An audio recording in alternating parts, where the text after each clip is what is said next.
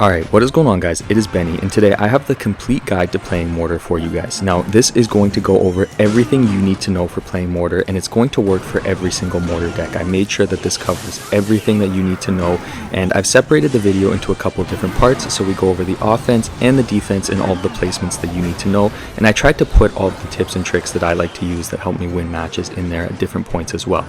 Now, if you guys do enjoy this, please let me know down in the comments, and if you'd be willing to, I would love it if you guys are able to subscribe.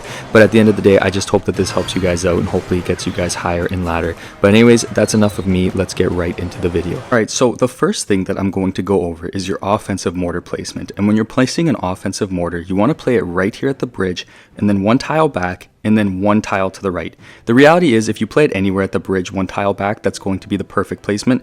If you play it one to the right, it's a little bit harder for your opponent to kite the mortar, but as long as you're in this area, you're good. The biggest mistake I see a lot of players make when they first start playing Mortar is they play their mortar right here at the bridge randomly, and that's a mistake for a couple reasons. First of all, you can see it's a lot easier for your opponent to kite the mortar in this position versus here. The other reason why this is a mistake is because you have no tower support in this position. So if I play my mortar here and my opponent plays something as simple as bats, you'll see that the bats will take my mortar out and my princess tower won't target the bats until the mortar is completely gone. That's a bad elixir trade, and it makes it really hard for me to generate offense from that position. In comparison, when I play my mortar right here at the bridge, I have the tower support, so if my opponent plays something like bats, my princess tower will take them out and keep my mortar alive a lot longer. My mortar will actually survive with about half HP, and so it's much easier to defend my mortar from this position where I have the tower support. The exception to this rule is when your opponent is playing a card that will specifically target your mortar. So one example is against E-Giant. If I play my mortar right here, the E-Giant will walk around, and then I can play my Musketeer to help take out the E-Giant at long distance,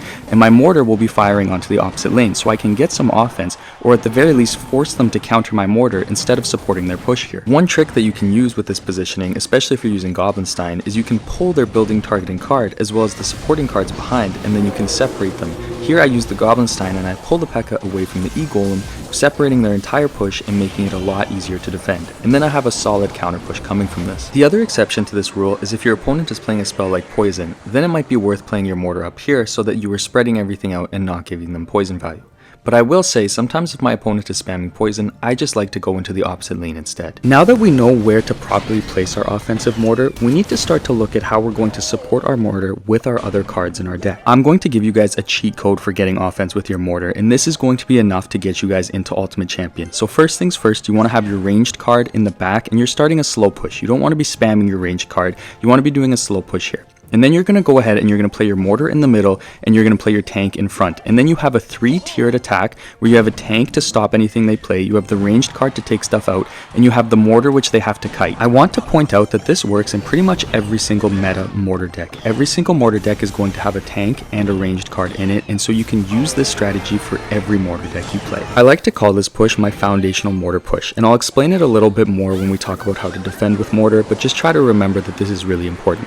In this matchup here, you'll see I play the cannon card in the back for my ranged card, and that takes everything out, and then I'm going to go ahead and play my Goblinstein up front. That's going to be my tank, and a little bit of extra range as well. He fireballed there, so I backed it up with the Evo Bats, but all of my offense here is going to come specifically from the Goblinstein and the cannon card. So everything is tanking with the Goblinstein, and the cannon card is just taking everything out from a distance, and we're getting a ton of offense, and I'm able to get a mortar lock there, as well as get my other cards on the tower. Part of the reason why this push is so important is because it forces your opponent to have to both kite the mortar and defend your push. You'll see here my opponent is trying to defend my Musketeer and Knight, and I can just back it up really easily, while he also has to use Elixir to counter my mortar, and I'm going to get really good damage out of this. And then I get the mortar lock right after. The other reason why this is so important is because it allows your ranged card to take out anything they play to counter your mortar. This forces them to have to play more cards to counter your mortar, and it stops them from being able to have a massive counter push against you. In a faster paced match, you'll be doing something very similar here. You'll see my opponent played the mortar up high, so I'm going to use my Musketeer to help take out the mortar, and then I'm going to play my mortar in the counter push, so I still have the ranged card with my mortar, and I can go for a mortar lock on the tower. The other way that you can play your mortar is a little bit more reactionary, where you play your mortar and then you counter what they play to counter your mortar. So you'll see here he plays the E-Wiz, so I'm going to play some Spear Goblins to help take out the E-Wiz along with my mortar. And then he uses arrows, and I know that he made a mistake there, and I know he's probably low on elixir, so I go right for my Goblin Gang and for my Skeleton Barrel. This is a really good way to kind of punish your opponents and keep above them and make sure that you are always one step ahead, but I would be careful using this method because if they play something like a Royal Giant, you might get punished and that would suck. So I would use this if you have an elixir advantage on your opponent or if you know exactly what cards they have. Another way that you can play your mortar is using predictions. One way that you might do this is playing your mortar and then playing your tank in prediction of your opponent playing your building.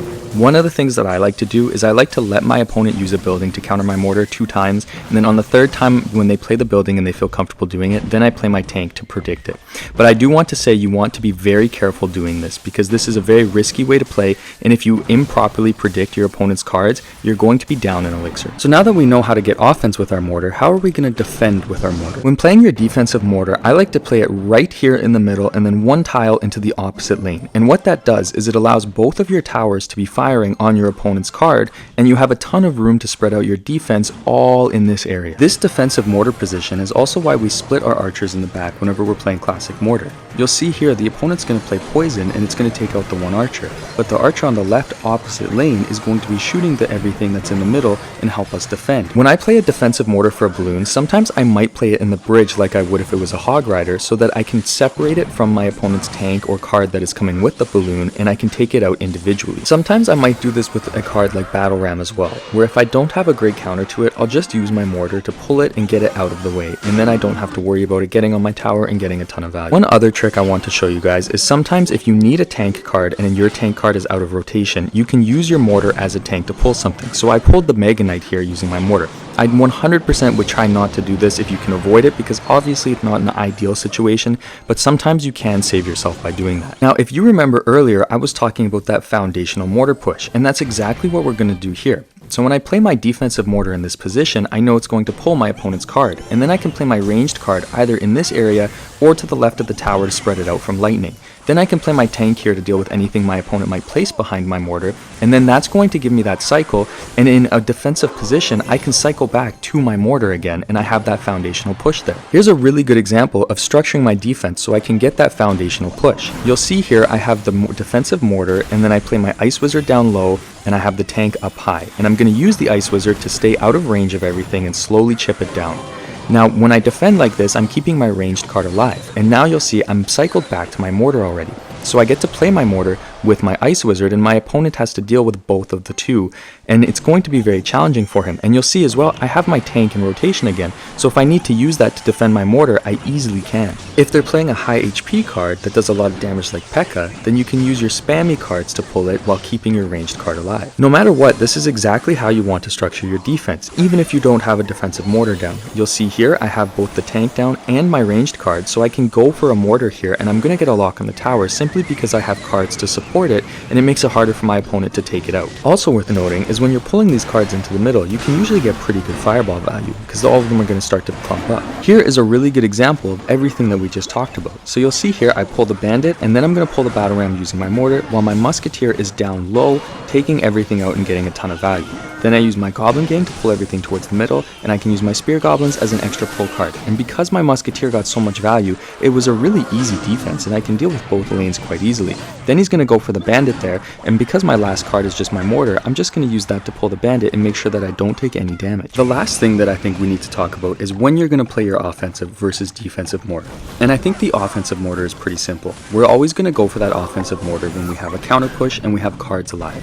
The other time we're going to do it is when we have a little bit of an elixir advantage and we're just going to play a lone mortar. But we're never going to play a mortar into a push. It's really important that when you're playing a defensive mortar, you ask yourself, how is this mortar going to help my defense? If you're playing a spammy deck or a deck that has a card like Barbarians, then a defensive mortar is great because the splash damage takes these cards out. Now, on the contrary, for a card like P.E.K.K.A., a defensive mortar is going to be a complete waste unless you're trying to get something behind the P.E.K.K.A. You'll see my mortar doesn't do any damage to the P.E.K.K.A., and that elixir could be spent doing something different. The rule that I follow is usually if I'm going to play a defensive mortar, it needs to either be to pull a card or it needs to be to take a card out behind a push. An example of this is if you're playing against an opponent who's using Sparky.